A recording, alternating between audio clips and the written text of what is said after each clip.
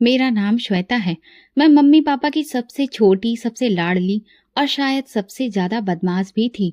सब कहते थे कि मैं घर में नहीं किसी महल में पैदा हुई हूँ। भाइयों की आंख का तारा, माँ का सुकून और पापा का गुरूर। लेकिन ये सब सुनकर मुझे कभी भी घमंड नहीं हुआ। मैं हमेशा शुक्रगुजार रही, अपनी पढ़ाई में व्यस्त, साधारण मिजाज और नरम दिल। मेरे बचपन की हर याद में खुशबू बसी है। सुबह स्कूल, दोपहर में माँ के साथ किचन में खाने की बातें और शाम को छत पर चाय के साथ हंसी मजाक। मेरे पापा अक्सर कहते थे, श्वेता तुम मेरे ख्वाब हो। और मैं हंसकर कहती, पापा मैं ख्वाब नहीं हकीकत हूँ। सब हंसते, लेकिन उनकी आंखों की नमी में एक अजीब सा डर भी झलकता था, जैसे वो वक्त को रोक लेना चाहते हो। ग्रेजुएशन पूरा होते ही रिश्तों की कतार लगने लगी। मैं चुपचाप हर बात सुनती, हर रिश्ता ध्यान से देखती, क्योंकि मैं सिर्फ एक अच्छे पति नहीं, एक अच्छे परिवार की भी चाहत रखती थी। फिर एक दिन माँ ने तस्वीर दिखाई। दुबई में बिजनेस करने वाला लड़का है, अकेला भाई, माँ और 2 बहनें। सबने कहा नसीब वाला है जो इतनी छोटी उम्र में इतनी तरक्की कर ली। मेरी सहेलियां बोली, श्वेता किस्मत है तुम्हारी, बस दुबई की सैर करना मत भूलना। लेकिन मैं खामोश थी। तस्वीर देखकर दिल में एक अजीब सी हलचल होने लगी। ना हाँ ना ना, बस चुपचाप सोचती रही। मैंने कहा, माँ क्या लड़का मुझे जानता है? माँ ने मुस्कुराकर कहा, अभी नहीं लेकिन जान लेगा। तुम्हारी खूबसूरती और तुम्हारी बातें उसका दिल जीत लेंगी। शादी की बात तय हो गई। लड़के का नाम प्रणव था। वो खुद आ नहीं सका, लेकिन वीडियो कॉल पर बात की। उसकी आवाज में विश्वास था, चेहरे पर नरमी। उसने कहा, मेरी माँ ने आपको पसंद किया है तो बस मेरे लिए भी यही काफी है। मैं हल्की मुस्कुराहट के साथ सर झुका लिया। शायद उसकी वो बात मेरे लिए किस्मत की लकीर बन गई थी। शादी की तैयारियां धूमधाम से हुई। सहेलियों ने कहा, श्वेता तुम तो दुल्हन नहीं कोई परी लग रही हो। इतना कुछ नया होने वाला था, लेकिन मैं अंदर से घबरा रही थी। नया घर, नई रस्में, नए रिश्ते। पापा ने विदाई के वक्त मेरा हाथ पकड़ा और धीरे से कहा, बेटी तुम रोशनी हो, जहां भी जाओगी उजाला ही करोगी, बस खुद को मत खोना। शादी के बाद सब कुछ नए अंदाज में शुरू हुआ। रस्में जैसे तैसे खत्म हुई तो असली जिंदगी की परतें खुलने लगीं। सुबह की चाय से रात के बर्तन तक सब कुछ जैसे मेरे ही जिम्मे था। माँ कहती थी, शुरू शुरू में काम ही औरतों को घर में जगह दिलवाता है। शायद इसीलिए मैं बिना कुछ कहे सब कुछ चुपचाप करती गई। न थकान की शिकायत, न कोई शिकवा शिकायत, बस यही इच्छा कि सबका दिल जीत लूं। सुबह 5 बजे उठकर नाश्ता तैयार करती। सास को कम मीठी चाय पसंद थी, नंदों को बिना दूध वाली, और खुद प्रणम को चाय के बिना नाश्ता अधूरा लगता था। मैं सबके शौक का ख्याल रखती, मगर फिर भी अक्सर सुनने को मिलता, चाय कुछ अच्छी नहीं बनी, पराठे ज्यादा ही कड़क बने थे। एक दिन छोटी ननद सोनिया ने कहा, श्वेता अगर घर के काम आते नहीं थे तो सीख ही लेती। तुम्हारी माँ ने कुछ सिखाया नहीं क्या? मैं मुस्कुरा दी, सीखने में देर नहीं लगती है। सास मेरी खामोशी पर कुछ नहीं बोलती थी, बस एक नजर देखती और किचन से बाहर चली जाती। दोपहर में झाड़ू पोछा, कपड़े, बर्तन सब मेरी ड्यूटी थी। नंदे अक्सर अपने कमरों में फोन पर व्यस्त रहती। फिर मैंने जाना कि उनका व्यस्त होना अक्सर अपनी माँ से बातों में व्यस्त होना होता था। माँ, श्वेता ने आज ये कहा, श्वेता ने आज ये काम नहीं किया। सास की अक्सर रात को फोन पर बात करते हुए आवाज सुनाई देती। एक दिन मैंने उन्हें कहते सुना, हाँ बेटा तुम ठीक कह रही हो, उसके तेवर दिन ब दिन बदल रहे हैं। पहले तो मुझे अपने कानों पर यकीन नहीं हुआ, लेकिन जब उनकी बातों में तीखापन आ गया तब मुझे समझ आया कि वो अपनी माँ को मेरे खिलाफ भड़का रही हैं। कभी सोनिया कहती, मैंने देखा आपने, ये श्वेता दिन में 2-2 बार फोन पर हंस कर बातें करती है, भला ये किससे बातें करती है?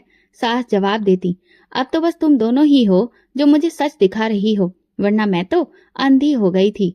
मैं अंदर से धीरे धीरे टूट रही थी। प्रणव की रवानगी का दिन आया तो सारा घर एक अलग ही माहौल में डूबा हुआ था।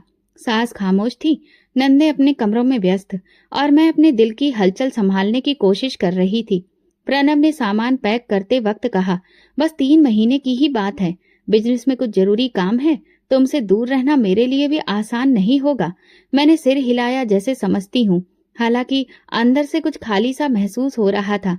एयरपोर्ट पर जाते हुए वो बार बार मुझे हिदायतें दे रहा, अकाउंट में पैसे डाल दिए हैं, तुम्हें कुछ भी चाहिए हो तो तुरंत मैसेज करना, माँ का ख्याल रखना, वो दिल की मरीज है, और हाँ, खुद को नजरअंदाज मत करना।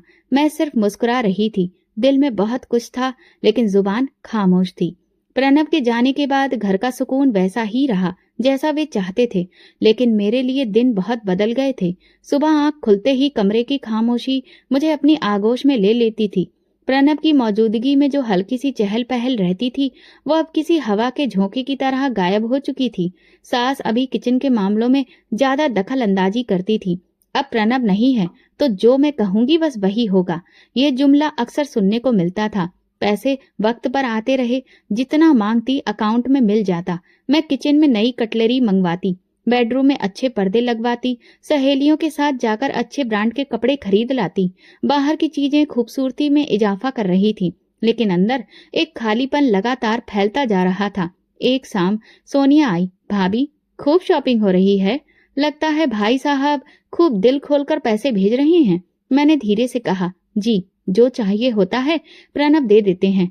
वो मुस्कुराकर कहने लगी, बस पैसे दे देना काफी है, बीवी को तो इज्जत भी देनी चाहिए ना। ये जुमला शायद मुझे अंदर से घायल करने के लिए ही बोला गया था, और कामयाब भी हुआ। एक दिन सास ने बातों बातों में कहा, प्रणव को भी अब समझ आ जाएगी, पत्नी रखने का मतलब सिर्फ पैसे भेजना नहीं होता। तुम्हारी तरह आराम से बैठे बैठे खर्च करना कौन नहीं चाहेगा।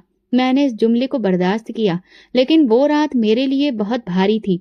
मैंने प्रणव को मैसेज लिखा, मुझे बात करनी है, कॉल करिए। उन्होंने तुरंत वीडियो कॉल की। चेहरा थका हुआ, आवाज में नरमी। क्या हुआ, सब ठीक तो है?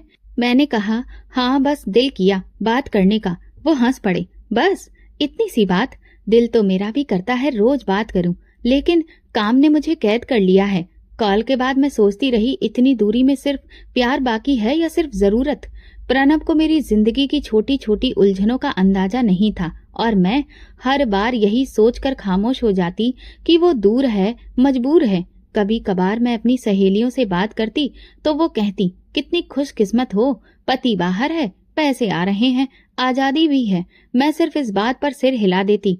किसी को क्या बताती कि आजादी सिर्फ बाजार में घूमने की नहीं होती, इज्जत की, अपनेपन की भी होती है। घर के काम में लगे रहने से दिल बहलता था, मगर एक रोज सास ने अचानक कहा, श्वेता, तुम्हारे हाथ की बनी दाल आज बहुत पतली थी।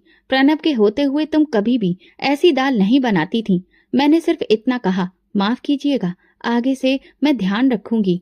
रात को मैंने प्रणव को कॉल किया, प्रणव, क्या कभी ऐसा हो सकता है कि तुम हमेशा के लिए यहीं आ जाओ? वो चौंक गए। श्वेता, ये बात अभी क्यों कह रही हो? अभी तो बिजनेस सेट हो रहा है, सब कुछ तुम्हारे लिए ही तो कर रहा हूं मैं। मैंने बात बदल दी, लेकिन मेरे सवाल ने खुद मुझे ही हैरान कर दिया। शायद मैं थक चुकी थी ये जताने से कि सब कुछ मेरे लिए हो रहा है, मगर मेरे बिना। कुछ दिन बाद नंदों के कुछ रिश्तेदार घर में आए। सबके बीच मेरी हैसियत सिर्फ एक नौकरानी की जैसी थी। सास ने एक मेहमान को चाय पेश करते हुए कहा, ये हमारी बहू है, मेरा बेटा दुबई में है। प्रणव, उसकी पत्नी हर काम कर लेती है, बस दिल थोड़ा छोटा है। सब हंस पड़े, लेकिन मेरे अंदर कुछ चटक गया था। एक दिन मैंने आईने में खुद को देखा, कपड़ों, जेवरों और महंगी चीजों में लिपटी हुई ये खामोश औरत, जिसकी बातों का अब कोई वजन नहीं रह गया था। सोचने लगी,